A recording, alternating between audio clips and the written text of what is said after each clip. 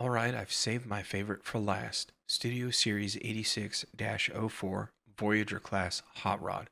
Before you start firing up your fingers and try to convince me that Hot Rod is what made Transformers suck because he got Optimus Prime killed, I will simply state, I do not care. You got your typical class clown who is a hothead trying to come up in the ranks. The kind of guy that grows up to be a security guard because he wanted to be funny in high school. That's Hot Rod. We top flight security of the world, Craig. Head in the clouds, doesn't take anything too serious, and realizes that comes with consequences. He idolizes Optimus Prime and probably daydreams of being him, but is too wrapped up in himself and a whole lot of nothing to ever picture it happening. So he's just living his life to the fullest. He's got an original awesome alt mode, a big personality, and he's proof that even if you don't see greatness in yourself or where you're at in your life currently, it doesn't mean that great things can't happen for you given the opportunity to prove yourself when the time comes.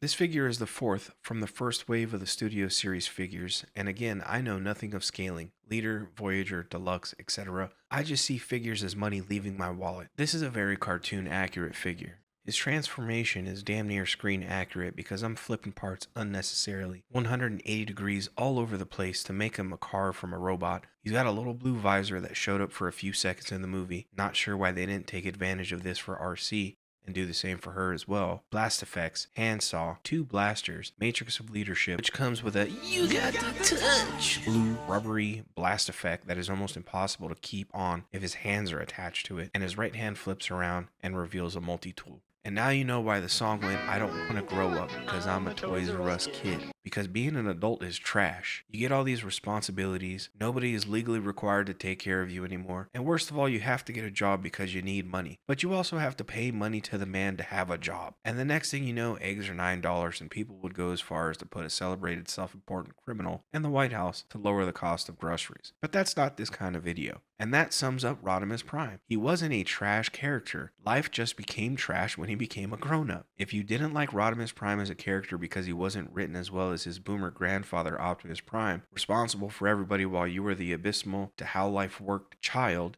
Transformers again was just a metaphor for kids to enjoy their childhood. Every bit as good as Optimus Prime ever was. Optimus Prime. Rodimus Prime hates being in charge because it's not everything he thought it was cracked up to be. Hell, even Ultra Magnus was like, hey dog, I just want to roll with the homies and run the fade on my ops. But you may have perceived things different than I did.